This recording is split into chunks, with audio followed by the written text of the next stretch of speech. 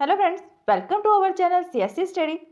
आज का जो टॉपिक रहेगा वो होगा आर्टिफिशियल इंटेलिजेंस की application, the application of the AI. AI की एप्लीकेशंस का मीनिंग ये होता है कि एआई जो है वो किस किस फील्ड में यूज होता है और किस काम के लिए यूज किया जाता है।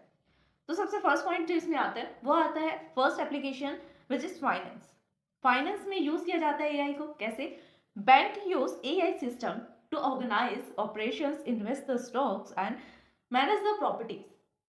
अब जो बैंक है वो बैंक क्या करता है, फाइनेंस को मैनेज करने के लिए एआई सिस्टम मींस एआई से बने हुए सिस्टम्स का यूज करता है जिससे वो ऑपरेशंस को ऑर्गेनाइज कर सके, इन जो स्टॉक्स होते हैं उसमें इन्वेस्ट कर सके, पता लग सके उसको कितना इन्वेस्टमेंट किस पे करना है, किस पे प्रॉफिट होगा, प्रिडिक्शन करवा सके कि किस पे प्रॉफिट होगा किस पे लॉस होगा, अगर प्रॉफिट है तो कितना है, लॉस है तो कितना है।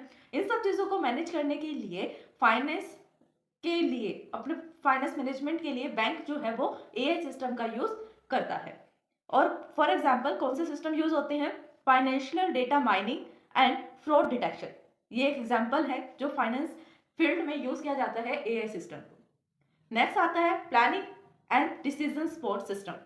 अब ये प्लानिंग और डिसीजन सपोर्ट सिस्टम का मीनिंग क्या है? जैसे हम कुछ भी काम करना चाहते हैं तो सबसे पहले किसी भी टास्क को परफॉर्म करने के लिए उसको प्लान करना पड़ेगा। जब तक टास्क की हम प्लानिंग नहीं करेंगे तो उसको एग्जीक्यूट कैसे कर सकते हैं? अब अगर एक सॉफ्टवेयर बनाना चाहते हैं हम, तो सॉफ्टवेयर बनाने के लिए सबसे पहले डॉक्यूमेंटेशन करनी पड़ेगी, डिजाइन, उसका यूएक्स यूआई डिजाइन करना पड़ेगा, तभी जाकर तो उसको कोडिंग फेज में हम डिजाइन कर सकते हैं, कोड कर सकते हैं। जब हमें कोडिंग का फेज ही नहीं पता होगा कि यूएक्स यूआई डिजाइनिंग क्या है उसका, तो हम कैसे कोड कर देंगे? कोड तो नहीं कर सकते। ऐसे ही डिसीजन सपोर्ट सिस्टम और प्लानिंग में क्या होता है, सबसे पहले हम प्लान करते हैं कि ये टास्क है, इसको कैसे कैसे परफॉर्म करना है, ठीक। फिर एक डिसीजन तक पहुंचते हैं प्लानिंग करने के बाद। फेज में तो ऐसा होगा ना कि बहुत सारे प्लान्स हैं, अलग अलग डिफरेंट टाइप के प्लान्स हैं, बट उन प्लान में से किसी बेस्ट वन प्लान को चूज करना, दैट इज डिसीजन सिस्टम। ये डिसाइड करने में हेल्प करेगा कि कौन से प्लान को हमें कैसे एग्जीक्यूट करना है जिसमें टाइम और कॉस्ट दोनों ही मिनिमल लगे। Making a computer cable of adding in business planning in one of the goal of planning and decision support system search. इसका कहने का मतलब है कि एक सबसे बेस्ट एग्जांपल जो लिया जा सकता है वो एक बिजनेस का एग्जांपल है।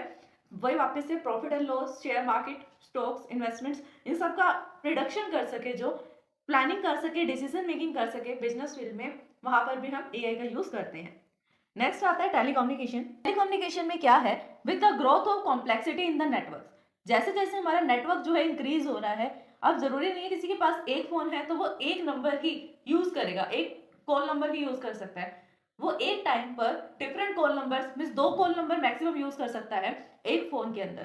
तो सपोज करो अगर एक फोन में एक पर्सन ने एक फोन के लिए 2 सिम लिए हैं, तो अगर उसी पर्सन के पास 2 फोन हो तो 4 सिम हो गए अगर वो लेना चाहे। तो सिंगल एक पर्सन की वजह से इतना ट्रैफिक हो रहा है। हमारे वर्ल्ड में तो नंबर ऑफ पीपल्स हैं, अनगिनत पीपल्स, बिलियंस में मिलियंस में पीपल हैं, तो उनके नेटवर्क को मैनेज करना जितना ज्यादा यूज है उतना ही ज्यादा डिफिकल्ट और कॉम्प्लेक्स है, ठीक है। जैसे जैसे पॉपुलैरिटी बढ़ती जा रही है वैसे वैसे नेटवर्क की कॉम्प्लेक्सिटी भी इंक्रीज हो रही है। AI hold the promise of overcoming these difficulties and play a major role in widespread of new technology। इन सब नेटवर्क्स को मैनेज करना, जो भी उसकी डिसएडवांटेजेस हैं ओवरकम करना, उनको डिफिकल्टीज को हटाना और एक मेजर रोल प्ले करना किसी भी न्यू टेक्नोलॉजी के रूप में, स्प्रेड करना न्यू टेक्नोलॉजी, ये किसका काम है? एआई का। इसलिए टेलीकम्युनिकेशन, टेलीकम्युनिकेशन मींस टेलीफोन के थ्रू कम्युनिकेट कर पाना, इसके एआई जो है टेलीकम्युनिकेशन में वो बहुत ज्यादा इंपॉर्टेंट रोल प्ले कर रहा है। फिर आती है एआई के सबसे most useful field which is robotics. Robotics में क्या होता है? रोबोट्स को बनाना, इलेक्ट्रोमैग्नेटिक डिवाइसेस, मैकेनिकल जितने भी डिवाइसेस आते हैं उन सब का यूज करके रोबोट्स बनाना, रोबोटिक फील्ड में एआई का यूज होता है। और robot is an electromagnetic device. Robot क्या होता है? इलेक्ट्रोमैग्नेटिकल डिवाइस होता है that can be program to manual task, जिसको बनाया जाता है किसी मैनुअल काम को करने के लिए। Some of the major application of robots in our area following areas, मतलब कौन से ऐसे एरियाज हैं जहां पर रोबोट्स का यूज किया जाता है, which is heavy industries, heavy means बड़ी बड़ी इंडस्ट्रीज में। और कहाँ पर किया जाता है? आर्ट में, ट्रांसपोर्टेशन में, ट्रांसपोर्ट के काम में, एक जगह से दूसरी प्लेस पर अगर कुछ हमें ट्रांसपोर्ट करवाना है ज्यादा अमाउंट में ही उस अमाउंट में, तब हम रोबोट्स का यूज कर सकते हैं। रोबोट्स में कोई गैजेट भी हो सकते हैं, जरूरी नहीं है वो ह्यूमनॉइड रोबोट ही हो। रोबोट में कोई भी गैजेट जो हमें हेल्प करता है, ह्यूमन की हेल्प करता है किसी भी काम को, किसी टास्क को ईजी बनाने में। फिर नेक्स्ट आता है कंप्यूटर विजन। अब कंप्यूटर विजन क्या होता है? Computer vision is the science and the technology of obtaining the models, meaning, control and information from the visual data.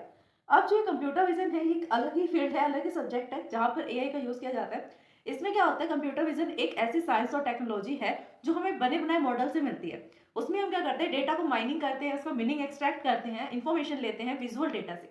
Data जो प्रेजेंट है बट विजुअल है, रियल में नहीं है, विजुअली डेटा प्रेजेंट है, उस पर वर्क करता है। अब जो कंप्यूटर विजन है, इसका गोल क्या है, research is the given computer that is the same powerful facilities in understanding their surrounding. Gadget है वो क्या कर सके, अपने आसपास, अपने सराउंडिंग में, अपने एनवायरमेंट में जो भी विजुअल डेटा है उनको माइनिंग कर सके, अंडरस्टैंड कर सके। नेक्स्ट आता है नेक्स्ट आता है speech recognition.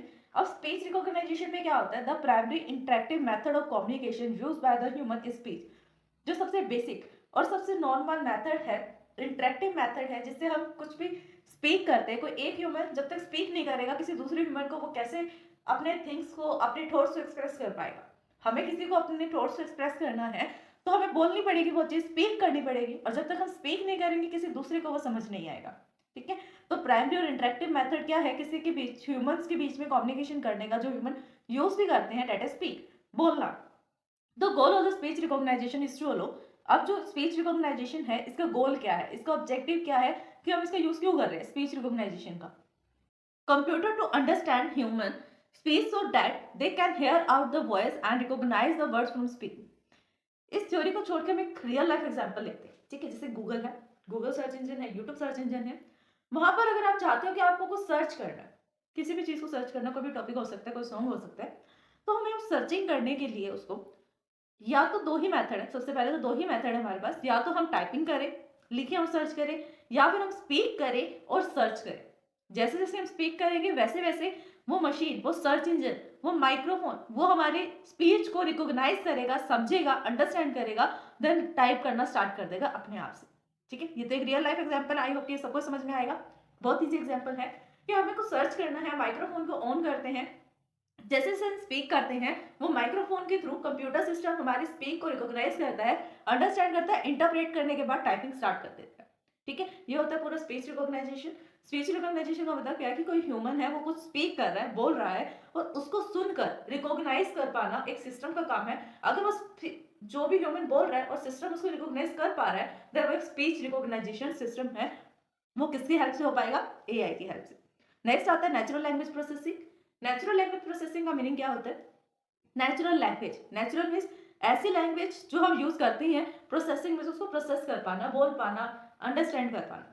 The aim of the LPF, natural language processing, is to enable the people and computer to communicate a natural language such as the Hindi and English. इससे क्या होगा, अगर नेचुरल लैंग्वेज प्रोसेसिंग का हम use करेंगे तो हम जैसे ह्यूमन है, तो ह्यूमन कंप्यूटर सिस्टम्स के साथ इंग्लिश और हिंदी नेचुरल लैंग्वेज में कम्युनिकेट कर पाएगा, इंग्लिश में बोलकर, हिंदी में बोलकर, क्योंकि ये हमारी बेसिक लैंग्वेज है, नेचुरल लैंग्वेज है, इसलिए इसको नेचुरल लैंग्वेज प्रोसेसिंग कहते हैं। क्योंकि हम बोल रहे हैं, वो प्रोसेस होके किसको मिल रही है, कंप्यूटर सिस्टम को, और वो कंप्यूटर सिस्टम उसको समझ पा रहा है, रिकॉग्नाइज कर पा रहा है। इसको हम इसलिए नेचुरल लैंग्वेज प्रोसेसिंग बोलते हैं। अब नेचुरल लैंग्वेज प्रोसेसिंग में ये तो हमने समझ लिया कि हम बोल रहे हैं, कंप्यूटर सुन रहे हैं, उसके पीछे जो टेक्नोलॉजी यूज हो रही है वो कौन सी टेक्नोलॉजी है, एआई की टेक्नोलॉजी है। जैसे एलेक्सा है, एलेक्सा को हम हाय एलेक्सा, हेलो एलेक्सा, नमस्ते एलेक्सा बोलते हैं। हम इंग्लिश और हिंदी लैंग्वेज का यूज कर रहे हैं और वो सिस्टम समझ भी पा रहे हैं हमारी इंग्लिश और हिंदी भाषा को, तो ये नेचुरल लैंग्वेज प्रोसेसिंग का ही एक बेस्ट एग्जांपल है। नेक्स्ट आता है एक्सपर्ट सिस्टम। एक्सपर्ट सिस्टम क्या होता है, एक्सपर्ट सिस्टम एक ऐसा कंप्यूटर सिस्टम होता है जिसको हम बनाते हैं जो किसी भी एक पर्टिकुलर डोमेन में एक्टिव रहे, पर्टिकुलर डोमेन में परफेक्ट हो, एक्सपर्ट हो किसी भी टास्क को करने के लिए। जैसे कि अगर एक एक्सपर्ट सिस्टम बनाया गया, कंप्यूटर सिस्टम बनाया गया मैथ्स की प्रॉब्लम को सोल्व करने के लिए, तो हर एक वो प्रॉब्लम जो उस टाइप की है, जिस टाइप के लिए सिस्टम को बनाया गया है, हम उसे इनपुट दे रहे हैं, तो कंप्यूटर सिस्टम, एक्सपर्ट सिस्टम का ये काम है कि वो उसे सोल्व करके दे। अगर वो सोल्व कर पा रहा है देन वो एक्सपर्ट सिस्टम है, नहीं सोल्व कर पा रहा है तो एक्सपर्ट सिस्टम नहीं है। अगर कुछ प्रॉब्लम सोल्व कर दी, कुछ नहीं कर पाया, तो वो एक कंप्यूटर सिस्टम है सिंपल, वो एक्सपर्ट सिस्टम नहीं होगा। क्योंकि एक्सपर्ट सिस्टम का मीनिंग ये है कि जिस भी काम के लिए, जिस भी टास्क के लिए उसको बनाया गया है, वो अपने टास्क को किसी भी तरह से उसको मोल्ड करके इनपुट दिया जा रहा है, तो वो उस टास्क को परफॉर्म करे और रिजल्ट भी प्रोवाइड करे, वो भी एग्जैक्ट रिजल्ट। ठीक है, ये होता है expert system. An expert system is a computer program that designed to act on the expert system in a particular domain. किसी भी पर्टिकुलर डोमेन में एक्सपर्ट की तरह काम कर पाना। It is also known as a knowledge based system.